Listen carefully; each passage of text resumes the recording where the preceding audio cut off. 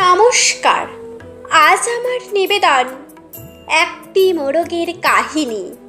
কবি সুকান্ত ভট্টাচার্য। একটি মোরগ হঠাৎ আশ্রয় পেয়ে গেল বিরাট প্রাসাদের ছোট্ট এক কোণে। ভাঙা প্যাকিং বাক্সের গাদায় আরও 2-3টি মুরগির সঙ্গে। আশ্রয় যদিও মিলল, উপযুক্ত আহার মিলল না। সুতীক্ষ্ণ চিৎকারে প্রতিবাদ জানিয়ে গলা ফাটালো সেই মোরগ। ভোর থেকে সন্ধে পর্যন্ত তবুও সহানুভূতি জানালো না সেই বিরাট শক্ত ইমারত। তারপর শুরু হলো তার আস্তাকুঁড়ে আনাগোনা।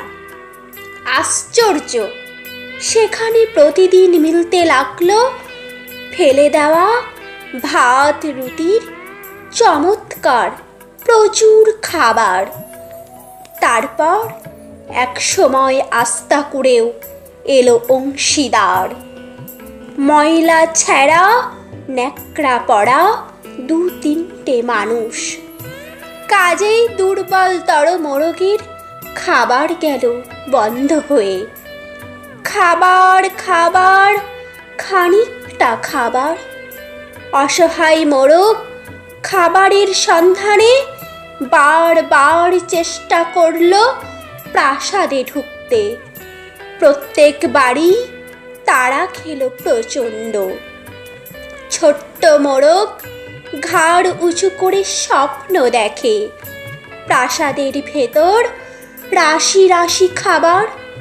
তারপর সত্যি সে একদিন প্রাসাদে ঢুকতে পেল। একেবারে সোজা চলে এলো ধপধপে সাদা দামি কাপড়ে ঢাকা খাবার টেবিলে। অবশ্য খাবার খেতে নয়, খাবার হিসেবে। নমস্কার। আমার এই কবিতা আবৃত্তি আপনাদের যদি ভালো লেগে থাকে আমার চ্যানেলটিকে সাবস্ক্রাইব করবেন ও লাইক কমেন্ট শেয়ার করতে ভুলবেন না। আর আপনারা এভাবে আমার পাশে থাকতেও ভুলবেন না।